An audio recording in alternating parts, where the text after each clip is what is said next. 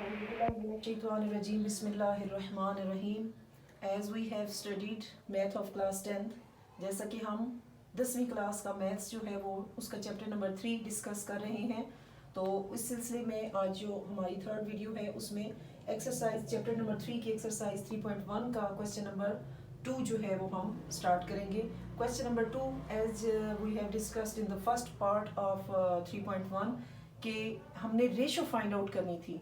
तो ये एक आपके पास क्वेश्चन आया है जिसमें कुछ उन्होंने वर्ड्स में राइट डाउन कर दिया है, लेकिन इसमें भी पजल होने की ज़रूरत नहीं है स्टूडेंट्स को, क्योंकि इसमें भी हमने रेशो को ही फाइंड आउट करना है. तो सबसे पहले जो इम्पोर्टेंट बात है वो ये है कि आपको डिस्कस करना है, इसको डिटेल के साथ क्वेश्चन को रीड आउट करना है, इसको अंडरस्टैंड करना है, फिर इसकी सोल्यूशन पे आपने जाना है. तो सबसे पहले हम क्या करेंगे कि हम क्वेश्चन को रीड आउट करेंगे डिटेल के साथ. In a class of 60 students, how it means that there are total 60 students in a class. कोई भी एक क्लास है जिसमें टोटल स्टूडेंट्स की जो नंबरिंग है वो क्या है 60. टोटल स्टूडेंट्स हमारे पास क्या है 60 है. And in these 60 students 25 students are girls. उस 60 में से गर्ल्स की जो तादाद है, गर्ल्स का जो नंबर है वो है 25 एंड रिमेनिंग आर बॉयज. और जो बाकी बच जाते हैं वो हमारे पास बॉयज हैं. अब वो कह रहे हैं कि कंप्यूट द रेशो ऑफ, यानी क्या रेशो फाइंड आउट करना है हमने. पहले उन्होंने कहा है कि बॉयज रेशो किस चीज का फाइंड आउट करना है, boys to total students. How many boys to total students ratio find out करें. तो रेशो फाइंड आउट करने के लिए एज यू नो दैट जो फार्मूला है, जो प्रोसेस जिस तरीके से हम क्वेश्चन को सॉल्व कर रहे हैं रेशो बी फाइंड करने के लिए, एक वेरिएशन हमने ले लिया ए और दूसरा हमारे पास बी. हम इसकी रेशो फाइंड आउट करेंगे. तो ए में हम ले लेते हैं total number of students out of girls, यानी टोटल जितने स्टूडेंट्स हैं उसमें से गर्ल्स की जो नंबरिंग होगी उसको हम साइड आउट कर लेंगे. Total students are 60 minus girls, number of girls, and the ratio is total students. ठीक है, यहाँ पे हमें पता चलेगा कि नंबर ऑफ बॉयज कितने हैं. यहाँ पे हमारे पास टोटल स्टूडेंट्स की रेशियो आ गई है.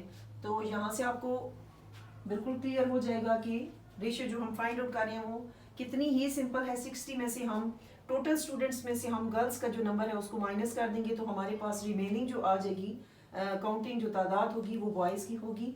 तो 60 में से 25 को आप माइनस करेंगे, देन वी हैव 35 रेशो 60. यानी अब आपके पास टोटल 60 स्टूडेंट्स में से बॉयज़ की जो नंबरिंग है, बॉयज़ की जो तादाद है वो है 35. अब टोटल स्टूडेंट्स के साथ बॉयज़ का जो रेशो है वो आपने फाइंड आउट करना है. तो इसको हमने इसकी लोएस्ट सिंपलेस्ट फॉर्म में लेकर जाना है. तो इसके लिए हम क्या करते थे, प्रोडक्ट का यूज़ करते थे. तो आप क्या करेंगे कि आप पहले चेक करेंगे कि इसके लास्ट में कौन सा नंबर है, ऑड है या इवन है. उस लिहाज से हम इसकी जो है प्रोडक्ट के साथ कटिंग करते हैं और इसको सिंपल फॉर्म में लेकर जाते हैं. तो 5 एज यू नो कि 5 is an odd number, 0 is consider N odd and even both. तो हम क्या करेंगे 5 के साथ डिवाइड कर लेंगे. So we will write down that divide both sides by 5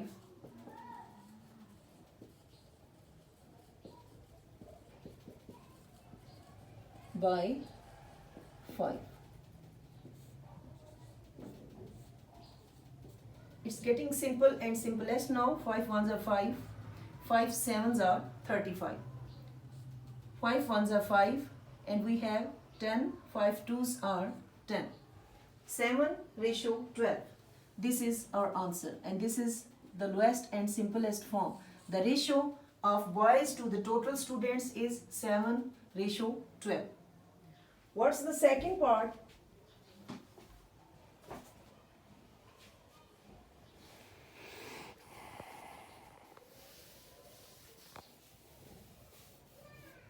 This is the first half of question number 2.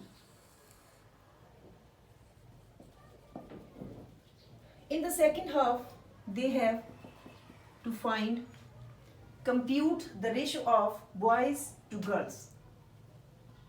Boys 2 girls. First में उन्होंने हमसे क्या पूछा था कि बॉयज का रेशो फाइंड आउट करें टोटल स्टूडेंट्स के साथ, और अब जो हमारे पास रेशो आ गया है बॉयज का जो नंबर है हमारे पास 35, उसको हमने कंप्यूट करना है और उसका रेशो फाइंड आउट करना है गर्ल्स के साथ। So we have know that the ratio of boys is 35। It's very simple and very easy. The ratio of boys, number of boys in the class of 60 student is 35 and the number of girls is given in the question 25. So looking both sides, it's very simple. Divide both sides by 5.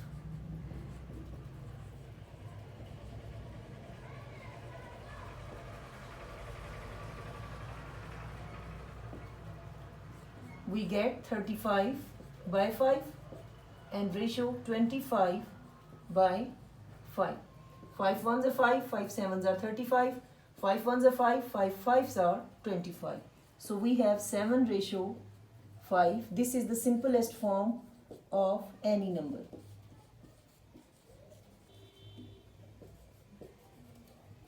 This is the ratio of boys to the total students, and this is the ratio between boys and girls. This is question number 2.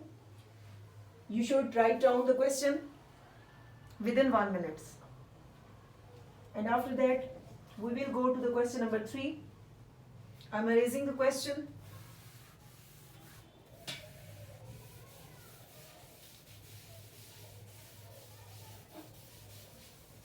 I hope all of you have write down the question.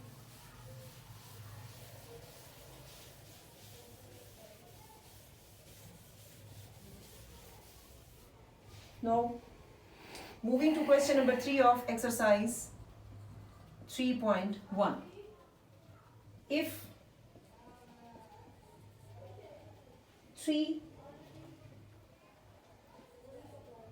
into 4x minus 5y, this is equal to 2x minus 7y.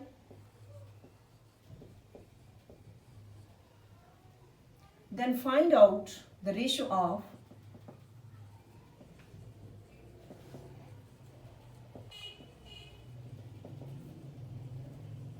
x and y. हमने ratio किसका find करना है? x और y का। Question में हमें क्या चीज दी गई है? This is equal to this. So first of all we will solve these equations. After that, we will find the ratio of x and y. First again, you will write the question 3 into 4x minus 5y. This is equal to, as given in the question, 2x minus 7y. So, what we should do, as you are looking that 3 is multiplied to this number, this equation. So, we will multiply this 3 in brackets. 3 fours are 12x minus 3 fives are 15y. This is equal to 2x minus 7y. So what we should do next? We should collect the x with x and y with y. 12x, जब हम इस 2x को उठाकर यहाँ लेकर आएंगे, यहाँ से इसको यहाँ पर ट्रांसफर करेंगे, यहाँ पर इसकी वैल्यू प्लस में थी, यहाँ पर इसकी वैल्यू माइनस में आ जाएगी, 2x आ जाएगा minus 2x. This is equal to minus 7y, because यहाँ पर 7y की जो वैल्यू थी वो नेगेटिव थी, तो हम उसको उसी तरह से राइट करेंगे minus 7y. This value of y is in minus. जब इसको हम यहाँ से उठाकर दूसरी साइड पर राइट डाउन करेंगे, या एक और तरीके से हम इसको कर सकते हैं कि दोनों साइड्स को माइनस प्लस 15y कर देते हैं, तो इस तरीके से भी हम, लेकिन this is a very simplest solution. So we will write down this 15y to the left hand side, right hand side, sorry. So this is minus 15y. ये माइनस 15y जब उस साइड पे जाएगा तो ये हो जाएगा प्लस का 15y. अब हमारे पास दोनों वैल्यूज एक जैसी हैं. This is the value of y, this is the value of x. 12x में से जब 2x हम निकाल देंगे तो हमारे पास रह जाएगा 10x. Which is going simple again, and this is equal to 7 हमारे पास y है माइनस का, 15 हमारे पास है y प्लस का।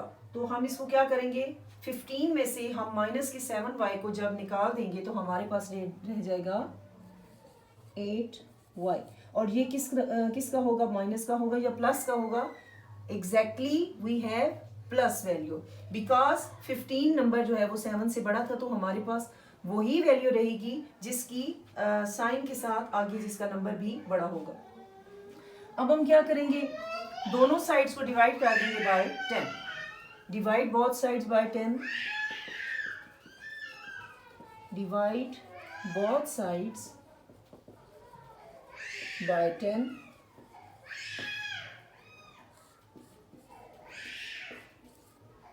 this 10 is divided by this 10, and we have x is equal to 8y.